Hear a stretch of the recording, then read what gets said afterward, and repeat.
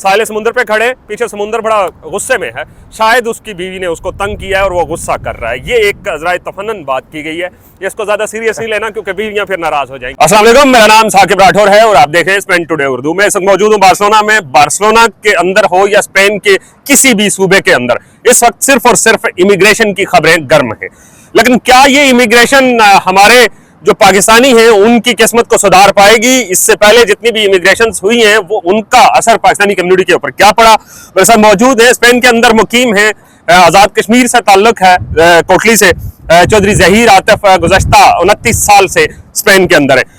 वक्त देने का बहुत शुक्रिया। इससे पहले भी इमिग्रेशन ओपन हुई, उसके बाद से फिर कम्युनिटी के काफ़ी सारे लोग जिनको कानूनी हैसियत दी गई, फ़र्क क्या पड़ा?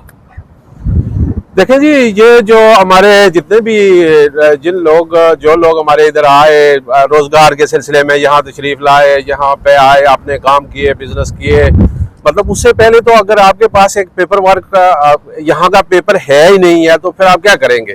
इसी ज़मन में स्पेन को, इनको भी अपनी अफरादी कुव्वत को मद्देनजर रखते हुए इन्होंने उस बार भी 2000 में इमिग्रेशन खोली। ठीक है, वो क्या हुआ कि वहाँ उसके बाद हमारा यहाँ पे जो हम इनका टैक्स है उसमें सबसे ज्यादा टैक्स पेयर जो है वो हमारे गैर मुल्की लोग हैं। ठीक है, चाहे चाहे हम पाकिस्तानी हों, चाहे लातीनो अमेरिका से हों, चाहे अरबी हों, मतलब कह सकते हैं इमिग्रेंट्स जितने भी थे वो टैक्स पेयर है। उनमें से ज्यादा आज भी अगर आप मतलब ऑफिशियल वेबसाइट पे जाके किसी स्पेन की देखें तो सबसे ज्यादा अगर टैक्स पेयर मिलेंगे आपको तो वो गैर मुल्की मिलेंगे। इसीलिए तो हमेशा सोशलिस्ट पार्टी ने कोशिश की है कि वो इमिग्रेंट्स को कमोडेट करे, उनको पेपर दे, तो वो एक इकोनॉमी का, यहाँ की स्पेन का मतलब वो एक हिस्सा बन के उभरे।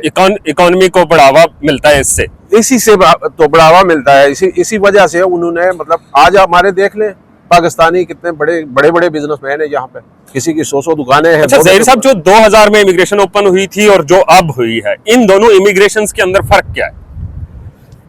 अभी तक तो वो जाहिर है उनका वो जो कानून है, मसूदा है, वो मतलब पास होके आया नहीं है, तो फर्क मुझे इतना ज्यादा नजर नहीं आ रहा। उसी बेस पे मतलब उस वक्त था कि ये शायद इस तरह की जो पार्लियामेंट होती थी, ये मतलब इस तरह का नहीं था। 6 महीने या 5 महीने जो भी आया, जिसने आया जमा करवाए, तो लोगों ने बहुत बड़ी तादाद में पेपर लिए थे।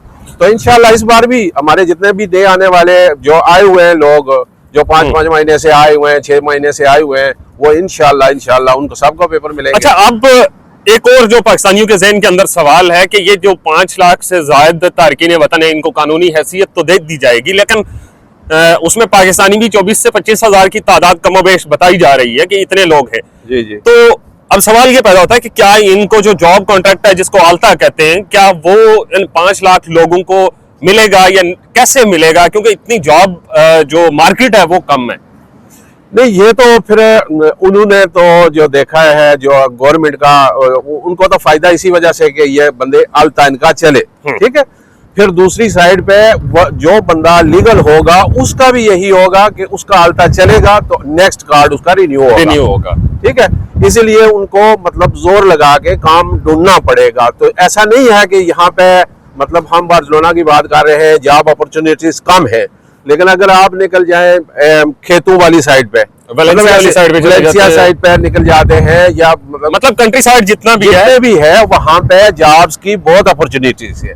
सही। इसके अलावा एग्रीकल्चर में आजकल इनकी मांग इतनी बड़ी हुई है, मतलब एज ए ट्रक ड्राइवर इन्होंने पिछले अरसे में ज्यादातर लोग जो है वो तुर्की से मंगाए। 3000 के करीब ट्रक ड्राइवर्स जो है वो तुर्की से मंगवाए गए। तो हमारा भी, मैं भी ये मतलब ये इंडक्ट हो जाएगा ये सारा कुछ, और ये स्मूथली सारा सिस्टम चल रहा है इंशाल्लाह। ये देख के किया हुआ है, और इन्होंने अब इनके पास आदाद व शुमार है। ये हमारे मुल्कों की तरह तो थोड़ी है कि नहीं मतलब ऐसे ही खोल दिया, लेकिन इन्होंने देख के किया हुआ है कि यार हमें वाकई बंदूक की जरूरत है। फिर क्या है, दूसरा जो यहाँ पे है वो ये है कि यहाँ जितने भी स्पेनिश लोग हैं उनमें औलाद का मतलब रेशो जो है वो बड़ी कम है। हाँ, 1 या 2 बच्चे हैं, ज्यादातर 1 या 2, मतलब बुजुर्ग ज्यादा है। तो वो बुजुर्ग हैं जो एज्ड बुजुर्ग हैं, उनकी पेंशन के लिए कल इनको इंतजाम करना है, वो कहाँ से आएगी? मतलब ये सवाल ये है कि अगर 80 साल के इतने ज्यादा बंदे हैं जो पेंशनर हैं, वो कल कहाँ से पेंशन लेंगे। तो उस लिहाज से वो उन्होंने, उनके पास एक ऑप्शन बचता था कि डेफिनेटली जवान ज़हीर साहब, अब जो बंदा यहाँ पे रेगुलराइज जिसके कर दिया जाएगा, उसके बाद वही शख्स कुछ अरसा गुजरने के बाद जब वो यहाँ का रेजिडेंट हो जाएगा, परमानेंट रेजिडेंट हो जाएगा, उसकी उम्र 60 साल हो जाएगी, तो वो भी पेंशन का हकदार होगा। वो भी पेंशन का हकदार सेम हर बंदा यहाँ पे। ये नहीं है कि कोई सरकारी वर्कर है जैसे हमारे मुल्कों में होता है कि एक सरकार का नौकर है वो पेंशन ले रहा है, दूसरा नहीं ले रहा। यहाँ पे हर शख्स की पेंशन है, हर शख्स पेंशन लेता है। आप भी लेंगे, कल मैं भी लूंगा, और हमारे जितने भी हैं जो जिन्होंने काम किया, जिन्होंने टैक्स पे किया, वो सब पेंशन लेंगे। वक्त देने का बहुत शुक्रिया ज़हीर साहब से। मुस्तकबिल में भी बातें होती रहेंगी, क्योंकि 29 साल का तजर्बा आने वाली जो नस्ल है हमारी, जिसमें हम भी शामिल हैं और दूसरे लोग भी हैं, उनके लिए लाजमी बात है इन्होंने जो तजर्बे से सीखा वो हम आप तक पहुंचाते रहेंगे। साहिल समुंदर पे खड़े, पीछे समुंदर बड़ा गुस्से में है, शायद उसकी बीवी ने उसको तंग किया है और वो गुस्सा कर रहा है। ये एक ज़रा तफन्नन बात की गई है, इसको ज्यादा सीरियस नहीं लेना क्योंकि बीवियां फिर नाराज हो जाएंगी। दीजिए इजाज़त, अल्लाह हाफ़िज़।